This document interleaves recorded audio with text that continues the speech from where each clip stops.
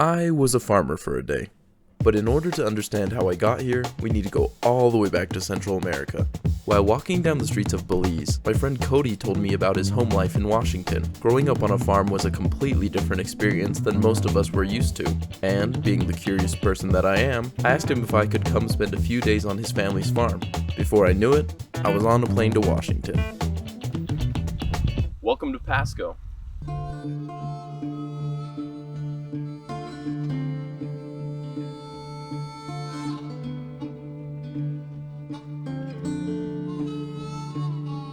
After arriving in Pasco, Cody showed me to one of their fields of seed corn. Now, seed corn isn't usually harvested to be eaten, but rather used to crossbreed different types of corn to acquire different traits in future generations.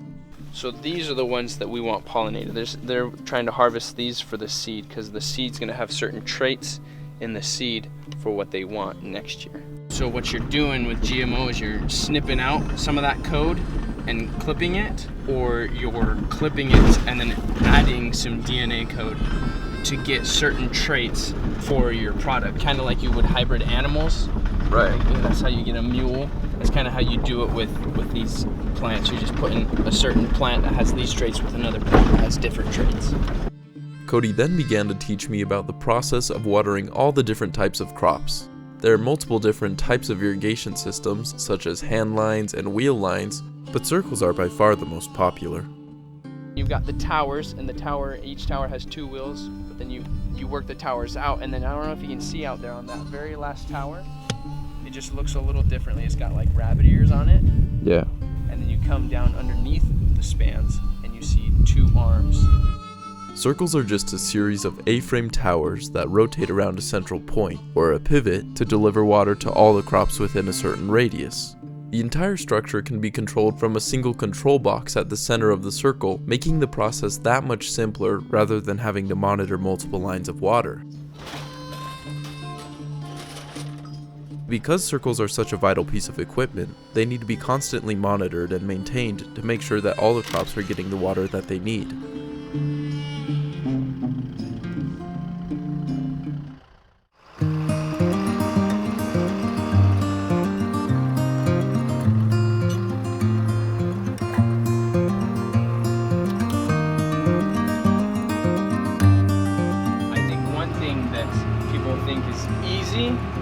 That's rather complicated is what we're doing right now.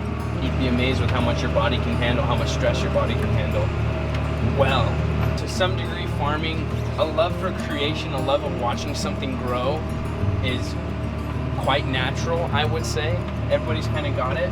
There's a lot of liberty in what I'm doing. There's a lot of freedom. I haven't had to worry about a car passing me or a honking horn for the past 2 hours.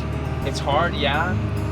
But they pick their sacrifice, they pick their poison, and they prefer to do that than to be stuck in a cubicle taking calls and solving somebody else's problem.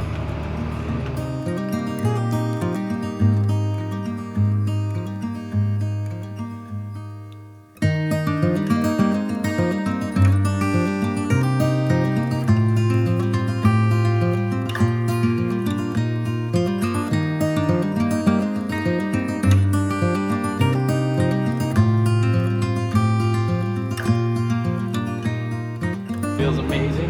I'm scared for my life that I'll screw up your field, but nope. No, this is amazing. This is fun. Yeah, if it were plowing or planting, probably wouldn't have let you done it. But disking is very Good call. Good call. After spending a few days on the farm, I was able to interview Cody and his father about what farming had taught them over the years. Something I've learned is everybody struggles, whether you see it or not. And I think that's a big lesson that I've learned that I've been able to apply into my life. Having that understanding leads you to then what's the next step of action? And it's usually be kind, be nice, and be patient. But I think humility and understanding there are some things out of my control and I can only do my best. And just to be happy with what I have, I think is one thing I'll take on to the different fields that I go into. We're passionate about making a good crop, making fields look good.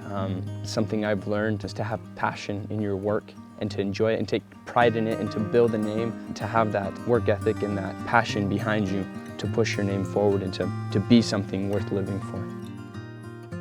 Well, my wife's been a big influence too, and helping the farm grow. You build friendships, so you care about one another. But still there's kind of a camaraderie between farmers when if you need help, they're willing to help.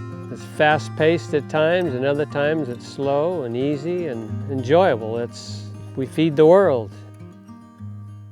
Spending a few days with Cody and his family only confirmed in my mind the reputation farmers carry of being humble yet hard workers who help feed the nation. So to farmers everywhere, thank you for what you do.